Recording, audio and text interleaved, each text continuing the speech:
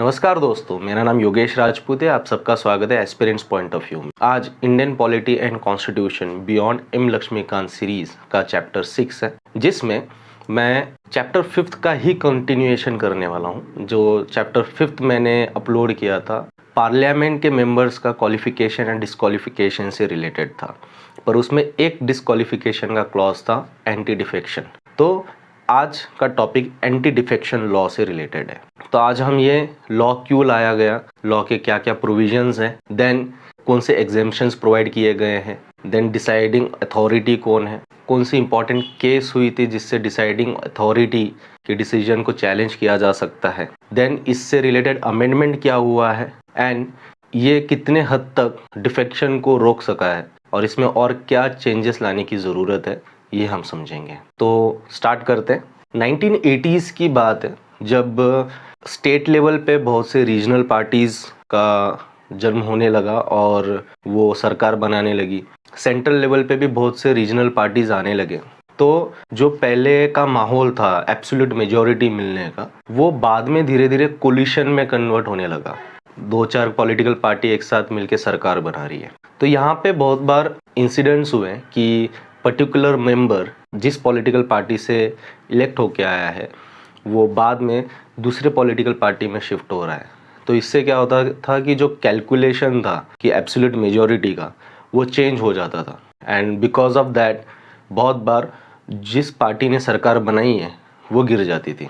सो इससे बहुत बड़ा इम्पैक्ट होता था इंडियन पॉलिटिकल सिनारियो में, जिसको हम 2 पॉइंट्स पे कंसिडर कर सकते हैं। सबसे पहले, अगर कोई मेंबर पर्टिकुलर पॉलिटिकल पार्टी के टिकट से जीतता है एंड देन वहाँ जाके वो कोई दूसरी पॉलिटिकल पार्टी ज्वाइन कर लेता है, तो वो एक्चुअली ब्रीच करता है जिन्होंने उन्हें वोट किए थे उनके कॉन्फिडेंस को। मोस्टली लोग वोट करते हैं, वो ना कि सिर्फ मेंबर को देखते हैं, एट द सेम टाइम वो कौन से पॉलिटिकल पार्टी से बिलोंग करता है ये भी देखते हैं। और उसी रीज़न के वजह से जैसे इंडिया में वोटिंग होती है तो लोगों को उस पर्टिकुलर पॉलिटिकल पार्टी ने सरकार बनानी चाहिए, ऐसा उनका माइंडसेट होता है।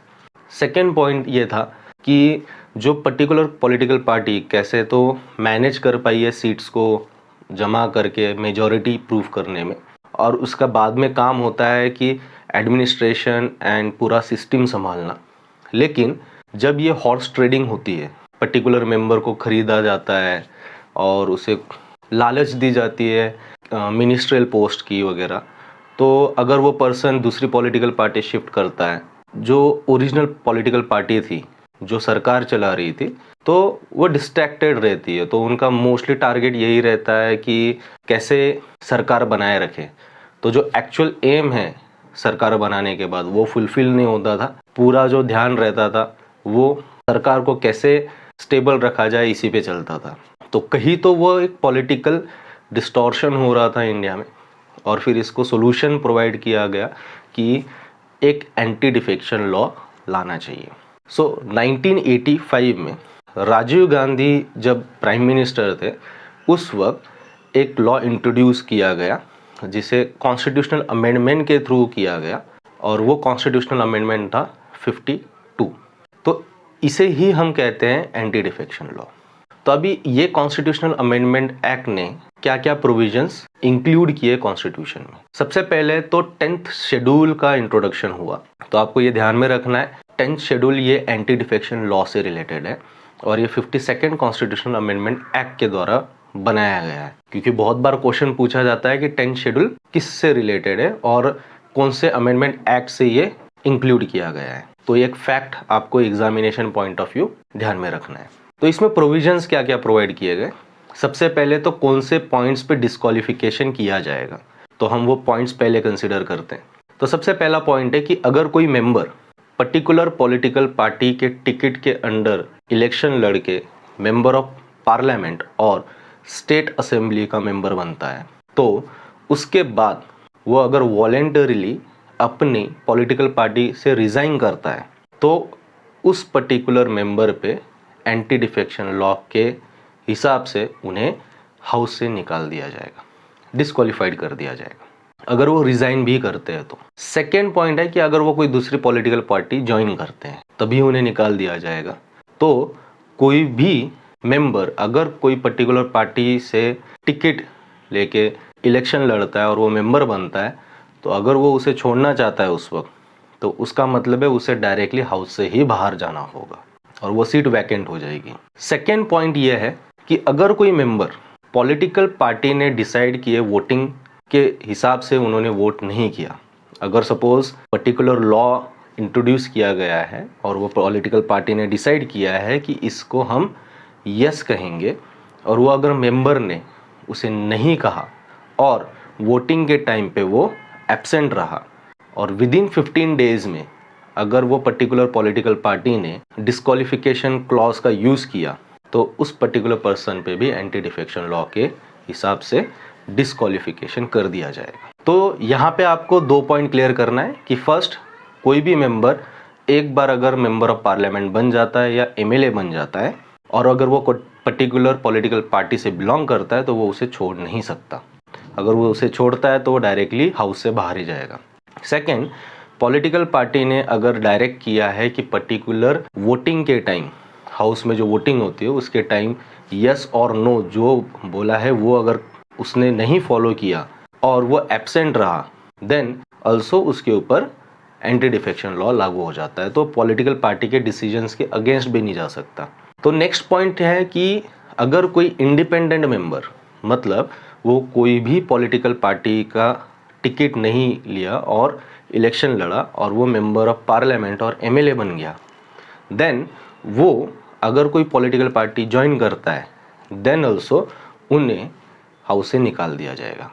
थर्ड पॉइंट है कि अगर कोई नॉमिनेटेड मेंबर, जैसे कि राज्यसभा में 12 नॉमिनेटेड मेंबर होते हैं, ये जब नॉमिनेट किए जाते हैं तो अगर 6 महीने के बाद वो अगर कोई पॉलिटिकल पार्टी ज्वाइन करते हैं तो उन्हें निकाल दिया जाएगा। तो यहाँ पे आपको एक पॉइंट ध्यान में रखना है कि 6 महीने के पहले वो डिसाइड कर सकते हैं उन्हें कौन से पॉलिटिकल पार्टी को ज्वाइन करना है और इंडिपेंडेंट रहना है या नहीं। अगर 6 महीने के बाद वो फिर अपना स्टैंड चेंज करते हैं तो एंटी डिफेक्शन लॉ के अंडर में उन्हें निकाल दिया जाएगा। तो ये कुछ पॉइंट है जिनके बेसिस पे एंटी डिफेक्शन लॉ यूज़ किया जाता है और मेंबर ऑफ पार्लियामेंट और स्टेट असेंबली के मेंबर को निकाल सकते हैं, डिस्क्वालिफिकेशन कर सकते हैं। कुछ एग्जेम्पशंस प्रोवाइड किए गए हैं। सबसे पहला है कि अगर speaker, deputy chairman of Rajya Sabha या फिर स्टेट लेवल पे स्पीकर, डिप्टी स्पीकर, चेयरमैन और deputy chairman of state council, ये अगर जब इलेक्ट होते हैं स्पीकर, डिप्टी स्पीकर के लिए, तो अपनी पॉलिटिकल पार्टी से वो टेम्पररी रिजिग्नेशन दे सकते हैं जस्ट टू मेंटेन न्यूट्रलिटी। तब उनके ऊपर एंटी डिफेक्शन लॉ लागू नहीं होता है। जब वो पोस्ट से स्टेप डाउन होते हैं तो फिर वो वापस पॉलिटिकल पार्टी ज्वाइन कर लेते हैं। तो ये एक एग्जेम्पशन है। सेकेंड एग्जेम्पशन है कि अगर कोई पर्टिकुलर पॉलिटिकल पार्टी, जैसे कि हम एग्जांपल लेते हैं कि कांग्रेस कंसीडर कर लीजिए, तो कांग्रेस के अगर 2/3 मेंबर्स डिसाइड करते हैं कि हमें दूसरी पॉलिटिकल पार्टी से मर्ज होना है, तब जो मेंबर्स मर्जिंग के लिए जा रहे हैं उनके ऊपर भी डिस्क्वालिफिकेशन चार्जेस नहीं लगते, और जो मेंबर्स मर्ज नहीं होना चाहते उनके ऊपर भी डिस्क्वालिफिकेशन चार्जेस नहीं लगते। तो यहाँ पे सिर्फ मर्जिंग का प्रोविजन है और वो भी 2/3 मेंबर्स होने चाहिए। एक पॉइंट पहले था लेकिन 91st कॉन्स्टिट्यूशनल अमेंडमेंट के बाद वो निकाल दिया। वो पॉइंट था कि अगर 1/3 मेंबर पर्टिकुलर पॉलिटिकल पार्टी के स्प्लिट होना चाहते हैं, तो अगर सपोज कोई एक्स पॉलिटिकल पार्टी है, उनके 60 मेंबर्स हैं, उनमें से अगर 20 भी चाहे कि हमें इस पॉलिटिकल पार्टी में नहीं रहना है, हमें अलग होना है, तो उनके ऊपर डिस्क्वालिफिकेशन चार्जेस नहीं लगते थे। लेकिन 1985 से लेकर 2003 के बीच में, ये 2 अमेंडमेंट होने के बीच में ऐसे सिनारियोज देखने को मिले कि पहले तो रिटेल डिफेक्शन होता था, कोई इक्का दुक्का मेंबर जाता था, लेकिन बाद में होलसेल डिफेक्शन होने लगा, तो डायरेक्ट 1/3 लोग पार्टी छोड़ के जा रहे हैं। तो ये सिस्टम को रोकने के लिए वो जो क्लॉज था उसे डिलीट कर दिया गया। सो डिफेक्शन प्रोसेस को कंटिन्यू करने के लिए, मतलब ऐसा तो नहीं है कि किसी बंदे ने पॉलिटिकल पार्टी से रिजाइन किया तो डायरेक्ट दूसरे दिन से उसे हाउस से निकाल देंगे। तो उसकी कुछ प्रोसेस है, वो प्रोसेस स्पीकर डिज़ाइन करता है एंड देन हाउस के सामने प्रेजेंट करता है एंड हाउस ने अप्रूव किया तो उस प्रोसेस को फॉलो किया जाता है। जनरली प्रोसेस ऐसी होती है कि अगर कोई मेंबर पॉलिटिकल पार्टी से रिज़ाइन करता है तो उस पर्टिकुलर पॉलिटिकल पार्टी ने स्पीकर को इन्फॉर्म करना है एंड देन स्पीकर सिचुएशन देखेगा, अगर वो क्लॉजेस के हिसाब से करेक्ट है देन एंटी डिफेक्शन लॉ के अंडर में उसके ऊपर डिस्क्वालिफिकेशन का चार्ज लगाएगा। देन मेंबर को टाइम दिया जाता है जो डिस्क्वालीफाइड होने वाला है अपना खुद का स्टैंस रखने के लिए। इवन वो पार्लियामेंट्री कमेटी में भी अपना केस लेके जा सकता है, लेकिन जो फाइनल डिसीजन रहेगा वो स्पीकर का ही रहेगा। तो स्पीकर ने अगर डिसाइड किया कि एंटी डिफेक्शन लॉ के अंडर इन्हें डिस्क्वालीफाइड करना है तो उन्हें डिस्क्वालीफाइड कर दिया जाएगा। ये पूरी प्रोसेस में कहीं पे भी वो पर्टिकुलर मेंबर कोर्ट में नहीं जा सकता, लेकिन जैसे ही वो डिक्लेयर किए जाते हैं हाउस से निकालने के लिए उसके बाद वो सुप्रीम कोर्ट या हाई कोर्ट जा सकते हैं। तो आपको यहाँ पे एक पॉइंट ध्यान में रखना है कि डिफेक्शन का डिसीजन लेता है स्पीकर अगर लोकसभा है तो, और राज्यसभा है तो चेयरमैन। सेकेंड पॉइंट, जो डिसीजन स्पीकर लेता है ओरिजिनल एक्ट के हिसाब से उन्हें कोई चैलेंज नहीं कर सकता, लेकिन सुप्रीम कोर्ट में 1992 में एक केस रजिस्टर्ड हुई थी क्योटो होला होन के द्वारा, जिनके केस के रिजल्ट में सुप्रीम कोर्ट ने मेंशन किया था कि स्पीकर जो डिसीजन लेता है इस पर्टिकुलर इशू में ये एक ट्रिब्यूनल की तरह काम करता है और इन्हें भी ट्रिब्यूनल के हिसाब से जो रूल्स लागू हैं वो लागू होंगे। तो इनके डिसीजन को हाई कोर्ट में and at the same time supreme court में चैलेंज किया जा सकता है। तो आपको ये पॉइंट ध्यान में रखना है क्योंकि इसके ऊपर क्वेश्चन पूछा जाता है कि स्पीकर के डिसीजन को चैलेंज कर सकते हैं या नहीं। नेक्स्ट पॉइंट है कि स्पीकर को डिसीजन लेने के लिए कोई टाइम फ्रेम का रिस्ट्रिक्शन है तो नहीं है। स्पीकर डिसीजन को डिले कर सकता है जितना चाहे अपने हिसाब से, और उससे रिलेटेड बहुत से इश्यूज भी क्रिएट हुए हैं, ठीक है, वो हम थोड़ा बाद में डिस्कस करेंगे। देन 2003 में 91st कॉन्स्टिट्यूशनल अमेंडमेंट एक्ट किया गया, जिसमें सबसे पहले तो जो 1/3 स्प्लिट का जो इशू था वो डिलीट किया गया। सेकेंड, ये पॉइंट मेंशन किया गया कि अगर कोई एंटी डिफेक्शन लॉ के अंडर में डिस्क्वालीफाइड होता है मेंबर तो वो मिनिस्टर नहीं बन सकता जब तक वो टर्म ख़त्म नहीं होती है, ठीक है। तो ये पॉइंट आपको ध्यान में रखना है।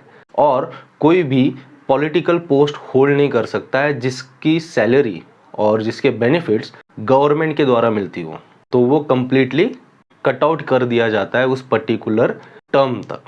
और 91st कॉन्स्टिट्यूशनल अमेंडमेंट एक्ट ने एक और पॉइंट ऐड किया था कि जो काउंसिल्स ऑफ मिनिस्टर की साइज़ रहेगी, सो जो टोटल हाउस के नंबर्स हैं उनमें से काउंसिल्स ऑफ मिनिस्टर्स बनते हैं तो वो 15% से ज़्यादा नहीं रहेगी। तो ये भी पॉइंट उन्होंने ऐड किया था। सो इस टॉपिक पे बहुत बार राइटिंग से रिलेटेड भी क्वेश्चन पूछ लिए जाते हैं। तो सबसे पहला पॉइंट डिस्कस करने जैसा है कि क्या ये स्पीकर को जो पावर दी गई है ये करेक्ट है या फिर ये पावर किसी और अथॉरिटी को दे देनी चाहिए। तो इसके कुछ पॉइंट है, जैसे कि स्पीकर ये तो पर्टिकुलर पॉलिटिकल पार्टी का ही होता है एंड मोस्टली जो विनिंग पार्टी है उन्हीं का होता है। तो जो न्यूट्रल एटीट्यूड होना ज़रूरी है इस सिचुएशन में वो स्पीकर के पास नहीं होता है। तो बहुत बार बायस डिसीजन लिए गए हैं ऐसा देखा गया है एंड अननेसेसरी डिले कर दिया गया है प्रोसेस को, ये भी देखा गया है। तो यहाँ पे इलेक्शन कमीशन ने सजेशन भी प्रोवाइड किया था कि ये जो अथॉरिटी है डिसीजन लेने की ये गवर्नर या प्रेसिडेंट को शिफ्ट कर दिया जाए एंड वो तभी डिसीजन लेंगे जब उन्हें इलेक्शन कमीशन एडवाइस करेगी और ये एडवाइस बाइंडिंग होनी चाहिए।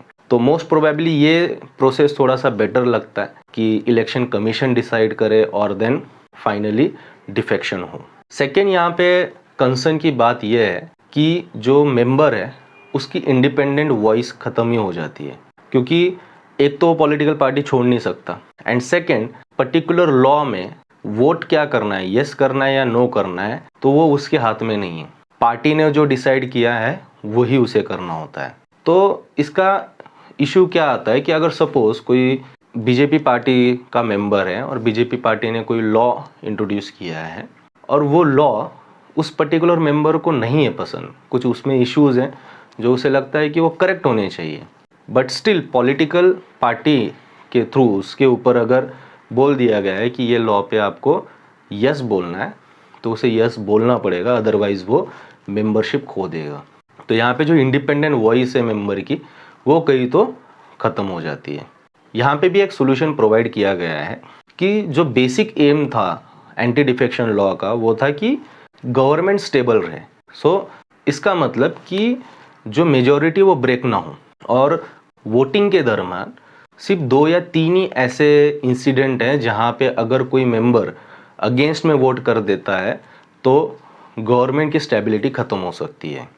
जैसे कि मनी बिल के वक्त वो नेगेटिव वोटिंग कर रहा है, या फिर नो कॉन्फिडेंस मोशन के वक्त वो नेगेटिव वोटिंग कर रहा है।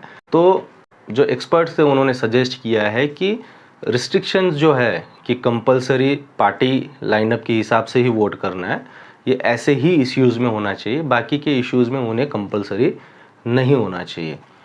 तो ये भी एक पॉइंट उन्होंने मेंशन किया है। तो आप जब भी इससे रिलेटेड आंसर लिखते हो तो आपको पहले जो है वो तो लिखना ही है, लेकिन उससे रिलेटेड जो इश्यूज़ अराइज होते हैं साल दर साल, तो उन्हें क्या सॉल्यूशंस प्रोवाइड किए गए हैं ये आप मेंशन कर सकते हो। इससे रिलेटेड अगर कोई क्वेश्चन हो तो आप कमेंट सेक्शन में ज़रूर मेंशन कीजिएगा। Thank you.